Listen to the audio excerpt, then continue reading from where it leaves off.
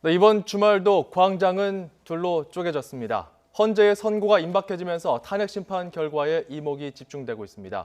유영화 YTN 개건 해설위원, 이상휘 위덕대 부총장과 자세한 이야기 나눠보겠습니다. 두 분 어서 오십시오. 네, 안녕하십니까? 네. 자, 지금 시점부터는 이 찬반 집회 한 회가 참 중요해졌다고 봐야 되겠죠? 네. 하여튼 뭐 내일 다음 주 정도에 지금 현재 선고가 예정돼 있기 때문에 아마 오늘도 지금 이제 2시부터 태극기 집회, 6시부터 촛불 집회에 많은 사람들이 참여하는 것 같습니다.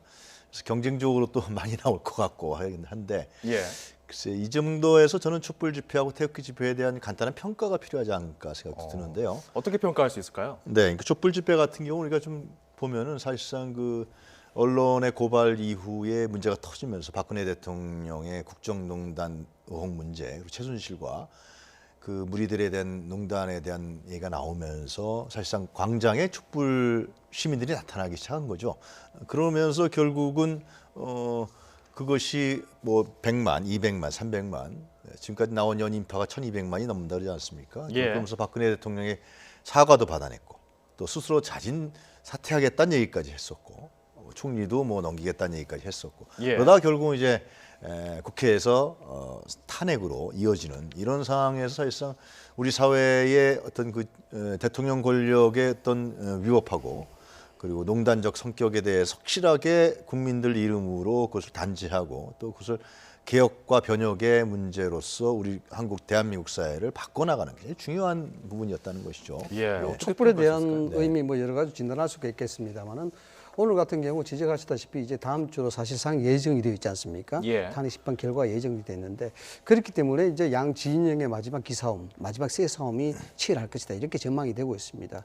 오늘 실제로 그렇습니다. 그런데 왜냐 그러면은 이 부분은 지금 뭐 현재 판결에 대한 부분들이 실질적으로 현재 판결이라는 것이 형사상의 유무죄를 따지기보다는 정치적인 판단, 그 대통령 직무에 대한 파면 이 유무를 이제 따지는 부분이기 때문에 결론적으로 여론의 향배가 굉장히 중요하다는 부분이 아주 변수로 작용할 수 있습니다. 그래서 지금까지 주말 집회 때마다 촛불과 태극기 집회가 양분화돼서 하는 이유 자체가 이 여론의 향배 자체를 유리한 쪽으로 흘려들이기 위해서 헌재 판결에 영향을 주겠다라는 목적이 있었거든요. 지금 이제 화면으로 저희가 보여드리고 있는데 화면 왼편에는 탄핵 찬성 측 촛불 집회가 열리고 있고요. 그리고 반대하는 오른쪽에 태극기 집회가 열렸는데 자 오늘 이제 낮에 쭉 펼쳐졌던 그림입니다. 특히 이제 반대 집회는 2시부터 시작이 됐었고요.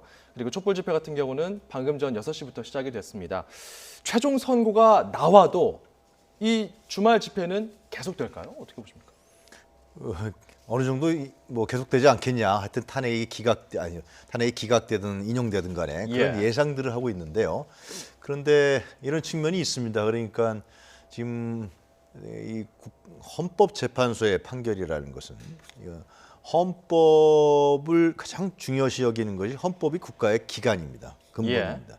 거기에 대해서 확실하게 이것이 위헌이다, 헌법에 맞느냐 안 맞느냐를 결정하기 때문에 헌재 판결에 대해서 예를 들면 뭐 불만을 표시한다거나 뭐 인정하지 않겠다라든가 헌재 재판관들을 위협한다든가 이런 행위들, 이런 부분들에 대해서는 뭐 내란이 일어난다든가 이런 부분들은 사실상 헌정 질서의 지금 위기와 위험을 초래하는 발언들입니다. 그래서 이제 이후에 이제 뭐 헌재 선고가 어떻게 날지 모르겠습니다만 난 이후에 그러한 식의 어떤 행동들이 나타난다는 것. 지금도 저는 그래서 지금의 국면이 굉장히 헌정 질서의 위기 국면까지 가고 있다라는 생각이 든다는 것이죠. 그래서 뭐 촛불 집회에 나오신 분들도 아까 제가 배경을 설명했습니다만 불안해서 나오는 거 아니겠습니까? 지금 뭐 권력 자체가 아직도 박근혜 정부의 연속상인 황교안 대행한테 가 있고 또 헌재 판결이 어떻게 나갈지 여러 가지 뭐 루머나 소문이 돌고 있고 또 태극기 집회 같은 경우에서도 처음에는 뭐 친박 단체들 중심이었는데 나이 드신 분들까지도 이렇게 많이 나오면서 뭔가 이 급진적 개혁이라든가 이런 부분에 반대하는 보수층의 어떤 염려 이런 부분 속에서 또 이제 또 많이 나오시고 그러니까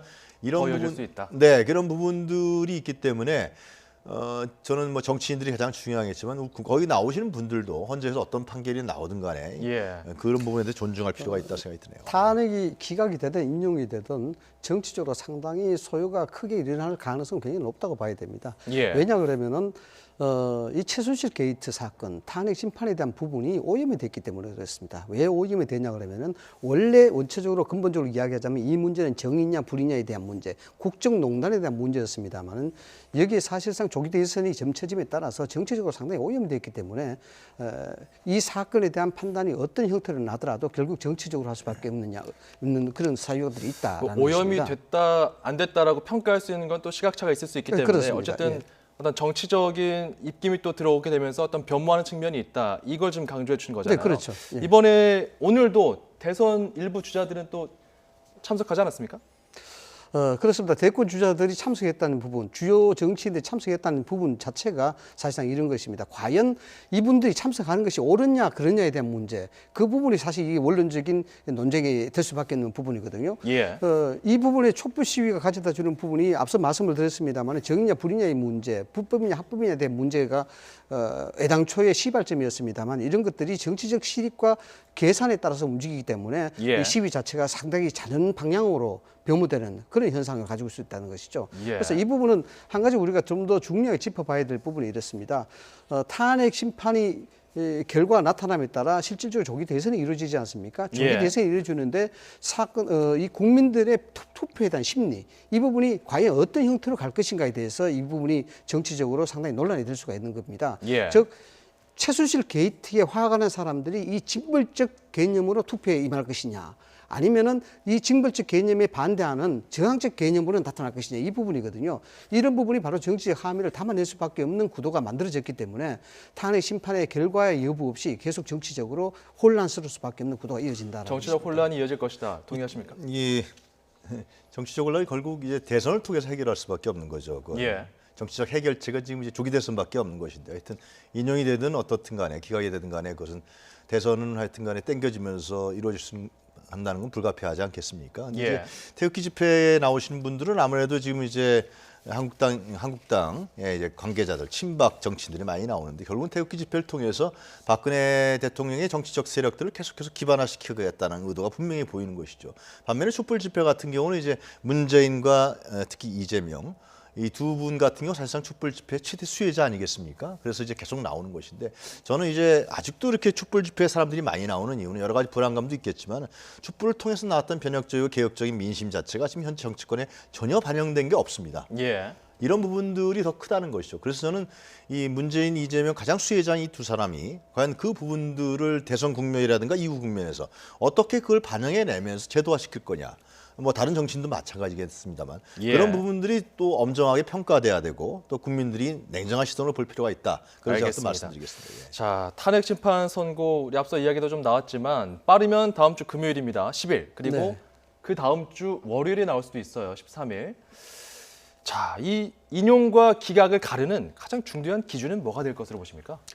결국 이제 과연 국민에 대한 주권 의무를 다 했느냐에 대한 부분, 거기에 대해서 법치를 위반했느냐에 대한 부분, 이분이 가장 중요한 거 아니겠습니까? 예. 결국 국민 주권에 대한, 국민으로부터 위임받은 주권을 대통령이 제대로 행사해야 되냐, 아니면 최순실이라는 사람을 통해서 사적 이익을 편취하도록 그 국민 주권을 최순실이라는 개인한테 넘겨줬느냐, 이 부분이 이제 상당히 논란이 될 수밖에 없습니다. 물론 지금까지 탄핵 심리 자체에서도 이 국민 주권에 대한 위반 부분이 가장 많은 정의를 신청했고 가장 많은 신문이 이루어졌는 부분이거든요. 예. 그러니까 이 부분에 대해서 국회 소추위원단 쪽은 실질적으로 최순실 씨가 사적인 영역에서 이 공적인 부분을 관여를 할 때 굉장히 적극적이고 능동적으로 개입을 했고 박근혜 대통령 측은 이걸 좀 용인했다 이렇게 주장하고 있습니다. 그러나 예. 반면에 박근혜 대통령 측에서는 그것이 아니다. 굉장히 소극적이었고 연설문 등 일부 부분에서 참여를 하는 것이다. 이렇게 이제 반박을 하고 있는 부분입니다. 그래서 이제 국민 주권에 대한 부분들이 헌재에서 어떻게 판단할 것인가에 대한 문제가 있는 것이고, 그다음 법치의 위반에 대한 문제는 결국 K재단과 미르재단 그리고 블랙리스트의 작성 부분, 이 부분입니다. 이거는 K재단, 미르재단에 대해서 사적 이익을 편취하도록 박근혜 대통령이 여기에 공범적 위치에 있느냐에 대한 부분, 이 부분은 이제 논란의 대상이 될 수밖에 없는 부분이고, 예. 이것이 이제 현재에서 어떻게 보느냐에 따라서 탄핵에 대한 기각과 인용이 결정될 것으로 이번 탄핵 심판에서 그 다수 의견과 소수 의견이 그렇죠. 나올 수도 있잖아요. 뭐 만장일치될 수도 있겠지만 그런데 소수 의견 재판관의 이름과 그 결정 내용이 최종 결정문에 나온다면서요. 이게 좀 압박을 줄 수 있지 않을까? 뭐 이런 굉장한 관측도 압박이 나옵니다. 되겠죠. 실제로 이렇게 헌재 재판관 9명, 8명이 대통령 탄핵을 결정하는 나라는 아마 우리나라밖에 없을 텐데요. 예. 그 지금 8분이죠. 8분의 재판관들이 사실상 뭐 신변을 위협까지 받고 있는 상황이고 경찰이 24시간 동안 지금 보호하고 호위한다는 거 아닙니까?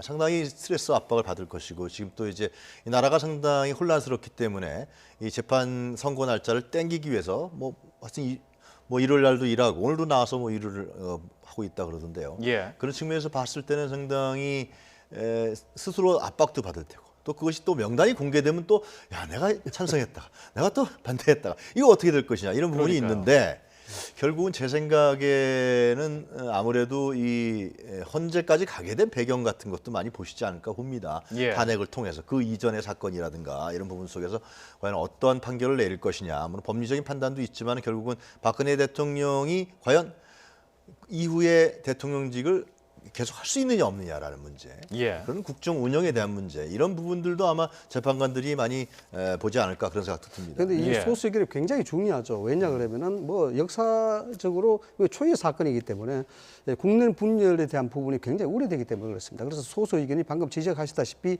헌재법에 따라서 이제 거기에 대해서 소수 의견에 대해 사람들이 공개할 수밖에 없는 그런 입장이 되는 거죠. 예. 그러나 이게 이제 이 8명의 재판관 중에서 7대1로 끝날 것이냐 아니면 6대2로 끝날 것이냐 소수 의견이 얼마나 많으냐에 따라서 기각이냐 인용에 대한 부분이 이제 결정이 되겠습니다만은 실질적으로 7대1로 끝나거나 6대2로 끝나게 돼도 상당히 혼란스러울 수밖에 없다라는 겁니다. 왜냐 예. 그러면은 지금 탄핵 기각을 요청하는 소위 저 태극기 진영 쪽에서는 소수 의견에 대한 부분 이 부분 자체를 어쩌면은 탄핵 기각에 대한 불법적 사유로 이야기를 할 수밖에 없고 거기 소수 의견이 나타나는 현상 그대로 이 불복에 대한 명분으로 삼을 가능성이 굉장히 높다는 것이죠. 그래서 제 생각에는 예. 정치권에서 저는 다음 주부터라도 민주당을 시작으로 해서 각 정당이 이 헌재의 판결에 대해서 우리는 다 승복하겠다라는 예. 그런 당 공식 입장들이 발표해져야 되지 않을까 봅니다. 만약에 이제 국민들은 그 불만들 가질 수밖에 없는 거지 않습니까? 지금 촛불 집회, 태극기 집회. 근데 정치인들마저 거기서 가세해서 이것을 불복하겠다. 그럼 헌법재판소의 판결에 불교했다는 건 헌정 질서를 불복하겠다는 얘기입니다. 법치주의가 흔들 수 있다. 그렇죠. 그렇기 때문에 저는 다음 주부터 저는 제1야당인 민주당부터 예. 이런 부분에 승부하겠다는 얘기를 차례로 자유한국당까지 이 부분을 하면서 헌재 판결에 대한 어떤 그 영향력, 이런 후유증 이런 부분들을 최소화시킬 필요가 있지 않을까 생각이 듭니다. 이 박사님 말씀하신 대로 우리 정치권이 그 정도 성숙하다 그러면 괜찮겠죠. 원론적인 얘기가 될 것 근데 같습니다. 민주당에서 먼저 하면 그건 얘기가 돼요. 예. 이번 사실상 이 탄핵 심판 사유를 보면은 촛불과 태극기 집회를 우리가 이야기했지 않습니까? 예. 여기에는 중요한 변수들이 하나 있습니다. 요인들이 있죠. 뭐냐 그러면은 정치적 후진성이 굉장히 농후하게 나타났다는 겁니다. 그 정치적 후진성이라는 것은 우리가 굳이 뭐 대의제 정치를 이야기하지 않더라도 광장 정치의 정치가 끌려가는 기성 정치가 여기에서 계도하고 설득하고 설명하고 이해를 구하는 그런 노력들이 전혀 없었고 예. 광장 정치에 끌려갈 수밖에 없는 수동적 위치가 됐다는 점, 또 그것을 실익적으로 이용했다는 점, 이런 점에서 말씀하신 대로 정말 우리가 통합적 차원에서 탄핵 심판에 대한 어떤 형태든지 수용하자, 이런 대성적인 어떤 구호가 나오면 참 좋겠습니다만 알겠습니다. 그런 가능성이 너무 약하지 않느냐라는 게 좀 자, 씁쓸한 거죠. 탄핵 심판의 결과는 차차 초읽기에 들어간 상태고요. 그리고 자, 특검 수사 이야기도 해보도록 하겠습니다. 특검이 종료되고 나서 이제 특검이 맡았던 수사는 검찰의 특별수사본부가 맡게 됐습니다. 자, 특검이 수사했던 만큼 수사할 수 있을까요? 상당히 양측면으로 이제 저는 분석될 수 있을 것 같은데요. 검찰은 일단 상당 스트레스를 받을 겁니다. 왜냐하면 자기네들이 못했던 부분들을 특검에서 상당 부분을 파헤치고 또 그 파일이 그대로 오고 또 국민의 시선도 오기 때문에. 예. 그런데 이제 문제는 그런 게 있는 것이죠. 황교안 대행 체제에서 과연 검찰이 제대로 하겠느냐라는 문제. 그 지금 예를 들면 박근혜 정부 황교안 대행이 특검 연장을 인정하지 않았잖아요. 예. 결국 그렇다면은 황교안 대행은 지금 현재 박근혜 대통령이 가해지고 있는 이 검찰의 칼을 인정하지 않겠다라는 겁니다. 예. 그래서 황 대행 체제에서 검찰이 진짜 특검만큼 그렇게 자유롭게 또 검찰의 명예를 다시 한번 회복하기 위한 수사를 할 것이냐. 결국은 하다가 예를 들면 뭐 대선 국면에 들어가면 또 흐지부지 되다가 차기 정권으로 넘어가는 것이 아니냐. 예. 이것이 일반적인 예측이라고 생각이 드는데 저는 수사를 제대로 안 할 수도 있다. 저는 이제 박근혜 대통령에 대한 수사가 가장 중요한 것이죠. 근데 예. 저는 우병우 전 수석에 대한 부분은 검찰이 어느 정도 하지 않을까 생각이 듭니다. 그것이야말로 그나마 검찰이 자신의 어떤 떨어진 명예 이런 부분 특검으로 넘어갔던 거 이런 예. 부분들에 대해서 회복할 수 있는 계기가 될 거라고 생각이 들고요. 또 이제 검찰이 이제 정치 검찰이다 이런 얘기를 많이 들었지만 권력 교체기 아닙니까? 예. 권력 교체기에서 검찰이 또 퇴했던 그 태도 같은 경우를 보더라도 상당히 정치적인 측면들이 많았어요. 97년도에 뭐 DJ 비자금을 선거 전에 수사 안 했다든가 이런 측면들이 여러 있었기 때문에 어떻게 나올지 모르겠습니다만 저는 이번에 검찰의 수사가 특히 박근혜 대통령에 대한 적극적인 수사가 이루어진다면 그것은 예. 대선 국면에 정치적으로 영향을 끼친다는 것입니다. 그것이 긍정적이든 부정적이든 정당에서 분석을 하겠지만은 예. 그러나 또 국민들 입장에서 봤을 때는 분명히 하라는 요구가 상당히 강력하게 아마 제기될 것입니다. 이번에 뭐 법과 원칙에 따라서 검찰 입장에서는 뭐 최선을 다해서 수사하겠다 이런 입장을 밝혔거든요. 특검에서 이제 사실상 90일에 수사를 종료하고 예상을 여러 가지로 많이 했습니다만은 조건부 기소 중지의 상태에서 박근혜 대통령 수사를 검찰로 넘길 것이다 이런 예상들이 굉장히 뭐 주류를 이루었습니다. 그러나 조건부 기소 중지보다도 오히려 그 뇌물죄를 입건한 상태에서 넘겼단 그렇죠. 말이죠. 이 부분은 특검의 수사 의지를 굉장히 강력하다 이렇게 이제 해석을 할 수가 있습니다. 결국 예. 검찰이 바로 수사가 즉각 수사가 이루어질 수 있도록 물꼬를 사실상 특검이 이제 터준 그런 셈이 되는 것이죠. 예. 그래서 박근혜 대통령에 대한 수사 여부 자체는 이제 검찰에서도 충분한 문서라든가 자료라든가 증거적 자료라든가 이런 것들이 이미 작년 11월 달부터 시작해서 예. 만들어진 상태이기 때문에 수사는 큰 의미가 뭐 무리가 없을 것이다라는 부분이고 예. 뭐 정치적으로 부담이 있을 것이다 있는 부분은 그래서 이제 박근혜 대통령에 대한 탄핵 소추 여부 이런 부분이 어떻게 되냐에 다른 거겠죠. 알겠습니다. 결국 그 만약 탄핵이 기각될 경우에는 검찰이 수사가 지장을 받을 수밖에 없습니다. 그 검찰 인사에 대한 인사권이 그대로 유지가 될 수밖에 없고 이거는 다음 정권이 만들어질 때까지 계속해서 수사를 소극적으로 할 수밖에 없는 상태가 되겠죠. 탄핵 심판 선고 결과가 검찰 수사에도 영향을 줄 수 있다 이런 말씀해 주셨는데 중요한 의미가 되겠죠. 박영수 특검이 또 이런 말을 했습니다. 이제 소회를 쭉 그동안은 잠잠히 있다가 이번에 이제 밝혔잖아요. 삼성과 블랙리스트 재판은 3기의 재판이 될 것이다. 그리고 100% 우병우 전 수석 같은 경우는 다시 한번 구속영장을 청구하면은 발부될 것이다. 뭐 이런 이야기까지 했단 말이죠. 어느 정도 좀 증거가 확보된 상태라고 봐야 될까요? 우병우 수석에 대한 구속영장 기각 사유가 그거였습니다. 법률적 요건 자체가 미비하다라는 것이었습니다. 이게 뭐냐 그러면은 박수 소리인데 박수 치는 사람을 발견하지 못했다 이런 뜻이거든요. 예. 결국 수사 기간이 좀 더 있었으면은 충분하게 입증할 수 있을 텐데 이 수사 기간이 짧았기 때문에 이걸 입증하지 못했다 이렇게 해석을 할 수가 있습니다. 그런 측면에서 우병우 수사에 대한 부분들은 작년 8월달에 이미 집권 여당 쪽에서도 우병우 수석에 대한 처리를 요구했는 상황이고 이 최순실 게이트에서 가장 핵심적 역할을 했기 때문에 검찰에서도 이것을 가볍게 처리하지를 못한다라는 것이 이제 명약관한 그런 사실이 되겠고 예. 그다음에 이제 중요한 부분은 이제 박근혜 대통령에 대한 탄핵이 어떻게 될 것인가에 대한 이제 뭐 거기에 대한 기로가 있습니다만은 검찰 수사의 의지는 명약관하게 차기 정부가 어떤 형태로 들어서느냐에 따라서도 여기에 변함이 없을 것이다라는 것이 검찰 수사에 대한 전망을 바라보는 사람들의 중론이다 이렇게 박영수 특검이 오늘 기자간담회 소회를 밝혔는데 특검은 중요한 일을 많이 했죠 실제로. 박근혜 대통령에 대한 정조준이 구체적으로 나가지 못했던 측면은 상당히 안타깝습니다만은 그러나 블랙리스트 사상의 자유까지도 대통령 청와대라든가 권력에 의해서 농단됐다는 블랙리스트 문제라든가 또 그 국민이 이제 분노했던 그 2대의 사학 비리 문제. 예. 더 중요한 건 삼성의 이재용 부회장을 구속시켰다는 것입니다. 여태까지 지금까지 삼성의 회장을 구속시킨 사례는 없었습니다. 그러니까 그 이전에 삼성 특검이 있었어도 그 당시에도 이건희 회장에 대해 불구속 집행유예사로 끝났었거든요. 예. 이 사건은 굉장히 제가 봤을 때 뭐 정경유착이라는 과거에 70년대 박정희 대통령 때부터 해서요. 정경유착의 고리를 상당히 끊는 그런 중요한 의미가 있고요. 또 더 중요한 의미는 뭐냐면 만약에 검찰 특검에 지금 범죄 그 피사실이 사실이라 그러면은 이재용이라는 사람이 대통령 권력을 이용해서 자신의 개인의 승계를 경영 승계를 도모했다라는 겁니다. 이거는 상당히 사기업과 민간기업에서 자신의 경영권 승계를 위해서 대통령 권력을 동원했다라는 사실이라면 예. 실제로. 근데 검찰에서 그렇게 기소했고 또 법원에서도 구속영장 발부를 했습니다만은 판결은 나와야 알겠지만요. 그렇다 그러면은 이 문제는 이건 보통 심각한 문제가 아닌 것이죠. 그래서 예. 이러한 그 삼성의 어떤 경영권 승계마저도 대통령 권력을 활용했다는 특검에서 주장하는 바와 같이 그렇다 그러면 이 문제에 대해서 굉장히 중요한 특검 수사가 이루어졌다라는 생각이 듭니다. 예. 이게 예. 좀 더 한 번 더 살펴볼 필요가 있는데 실질적으로 일각에서는 박근혜 대통령에 대한 뇌물죄 입건이 너무 무리한 법 적용 아니냐 이런 얘기를 많이 합니다. 물론 뇌물죄의 속성상 사실상 실질적인 현금이 오고 가지 않더라도 말로만 예. 구두 약속한 것만 해도 뇌물수수죄가 이제 사실 성립이 되거든요.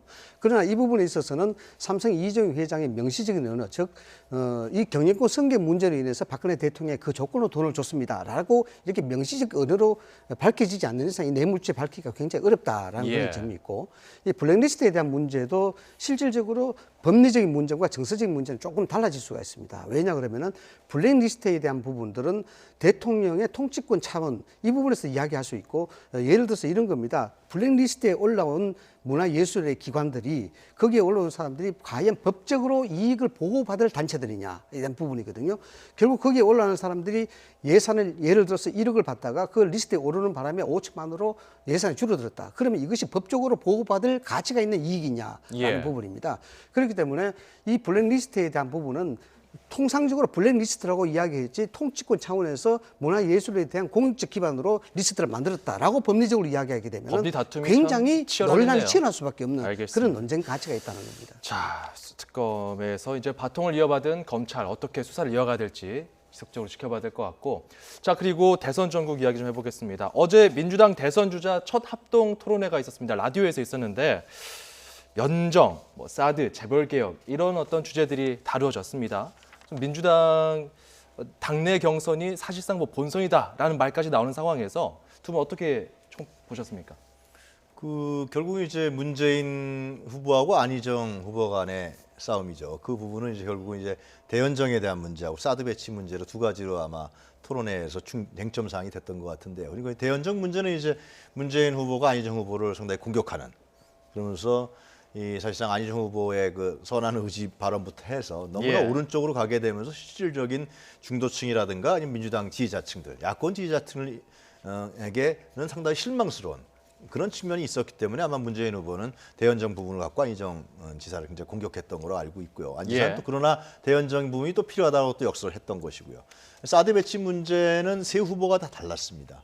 그러니까 이재명 시장은 이제 반대고요. 문재인 후보는 이건 차기 정권에 가서 해야 근데 된다. 사실상 반대로 봐야 되는 거 아닙니까? 글쎄요. 아주 처음에는 문재인 후보가 그 사드 부분에 대해서 전향적 입장을 밝히지 않았었죠. 예. 차기 정권으로 얘기를 한 거고. 그다음에 이제 안희정 후보 같은 경우는 이제 존중해야 된다라는 것인데, 제가 봤을 때는 지금 국면이 많이 바뀌고 있습니다. 사드 배치 문제로.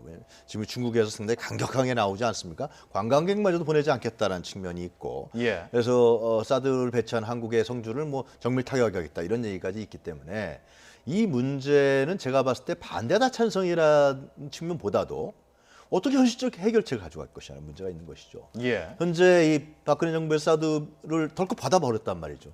결과적으로 나온 것은 아무 대책 없이 받은 거예요. 대중관계라든가 대미관계에 있어서도. 그렇기 때문에 지금 대선 주자들이 결국은 내세울 때는 어떻게 이걸 해결할 거냐는 문제가 있습니다. 대중관계라든가 한미동맹 관계를. 그래서 그런 부분에 대한 해결책 관계로 가져가면서 저는 대선 과정에서 상당히 민주당뿐만이 아니라 다른 주자들 간에서도 상당히 뜨거운 논쟁이 되지 않을까 생각됩니다. 앞으로 이제 토론회가 계속 이어질 텐데 특히 민주당 내 그런 대선 주자들의 토론에서 사드 해결책에 대한 논의는 중요한 문제가 되겠죠. 상당히 중요한 문제가 되죠. 우선 이것부터 좀 짚어봐야 됩니다. 뭘 짚어봐야 되냐면은 이번 예를 들어서 조기 대선이 실시될 경우 예년 대선과 뭐가 다른 점이냐라는 부분입니다. 여러 가지 다른 점이 있겠습니다만 실질적으로 핵심 이슈가 될 만한 정책도 없고 공약도 없고 기간도 짧다라는 그런 점이죠. 그래서 민주당이라든가 각 당의 경선 자체가 어떤 식으로 흥행이 되느냐, 이것이 대권을 유리한 고지로 가는 아주 이정표가 될 수밖에 없는 그런 상황이 됩니다. 이 대연정 문제도 그렇고 사드 문제도 그렇고 지금 민주당의 유력 대권 주자들이 있기 때문에 상당히 이제 포커스가 맞춰지는 그런 상황입니다. 사드 문제에 대해서는 중국이 지금 관광업계라든가 실질적으로 대한민국의 경제력에 통제하는 통제를 지금 하고 있는 그런 시도를 하고 있는 그런 입장인데 예. 이게 왜 그렇게 되느냐고 따져본다 그러면은 민주당의 입장으로서는 문재인이라든가 유력 후보들 민주당의 입장으로서는 사드에 대해서 차기 정부로 넘기자는 주장을 많이 했었습니다. 차기 예. 정부로 넘기자는 주장을 많이 했기 때문에 어쩌면은 중국의 입장에서는 유력한 문재인 후보라든가 민주당의 민주당 유력 대표 후보들을 우회적으로 지원하는 꼴이 될 수밖에 없다라는 것입니다. 결국 이게 4대에 대해서 차기 정부로 넘어가게 되면은 예를 들어서 민주당으로 넘어가게 된다 그러면은 여기에 예. 대해서 철회할 수도 있는 그런 가능성이 충분히 있다라는 것 점에서 중국의 반응이 우리가 정치적으로 유의 있게 짚어봐야 될 부분이다라고 봅니다. 네. 그리고 또 보수 진영에서 요즘에 좀 라이징 스타로 떠오르고 있는 홍준표 경남도지사 다시 한번 좀 주목을 받고 있는데 네. 지난 목요일에 국회 본회의장에서 그 정우택 원내대표와 박맹우 사무총장 사이 주고받은 그 메모가 좀 주목을 받았습니다. 그러니까 그 한국당 입장에서 봤을 때는 카드가 더 하나 생긴 거죠. 예. 황교안 대행에서 현재 경남지사를 하고 있는 홍준표 지사한테 지사로 카드가 생긴 거죠. 홍준표 지사는 정치인입니다. 황 대행하고 상당히 다르죠. 그러면서 실질적으로 또 이제 보수층의 나름대로 기반을 갖고 있는 그리고 정치를 오래 했고 그렇기 때문에 황 대행은 이제 아무래도 이 딱 박근혜 정부의 연속성이라고 이제 국민들이 보기 때문에 예. 그 지지율 자체가 딱 어떻게 보면 갇혀 있을 수가 있는데 홍준표 지사는 그걸 좀 넘어설 수 있는 가능성이 있는 거 아니냐. 예를 들면 또 말도 상당히 한국의 트럼프처럼 한다는 얘기도 있고 실제로 예. 그러면서 언론의 조명도 많이 받고 그런 측면에서 이제 한국당으로 봤을 때는 홍준표 지사에 대해서 상당히 반가운 이제 생각을 갖는 것인데 홍준표 지사와 황교안 권한대행 이제 두 사람의 경선을 사실상 뭐 준비하고 있다 이렇게 시사했다라고 봐야 되는 겁니까? 희망사항 아니겠습니까? 지금 민주당에 비해서 흥행에서 저조한 실적을 보이고 있죠. 그렇기 때문에 한국당의 입장에서는 가장 좋은 흥행 카드가 뭐냐? 황교안 출마하고 홍준표 출마하고 여기에 유승민까지 같이 단일 후보의 경선에 나서준다 그러면은 예. 이만큼 좋은 아젠다가 없다는 것이죠. 흥행이 될 수밖에 없는 구도. 아마 이 메모 자체는 그러한 희망사항을 그린 시나리오에 불과하지 않느냐 근데 이런 이렇게 측면이 봅니다. 있습니다. 예. 예를 들면 지금 한국당의 주류 세력들은 과연 홍준표 지사가 뭐 대선 후보가 되거나 아니면 유력한 정치인, 유력한 대권 주자로서 예를 들면 한국당이 자리 잡을 경우에 통제가 되겠느냐라는 측면이 있습니다. 워낙 예. 홍준표 지사는 뭐 양방이라까지 했고 했기 때문에 스스로 이렇게 자기 혼자 사는 측면이 강하기 때문에 과연 관리가 되겠느냐, 통제가 되겠느냐. 이제 한국당의 주류 세력은 아마 이런 고민을 하고 있을 거라고 여겨집니다. 예, 알겠습니다. 정치권 이야기까지 두 분과 함께 이야기 나눠봤습니다. 이용화 YTN 개건 해설위원, 이상휘 위덕대 부총장과 이야기 나눠봤습니다. 두 분 고맙습니다.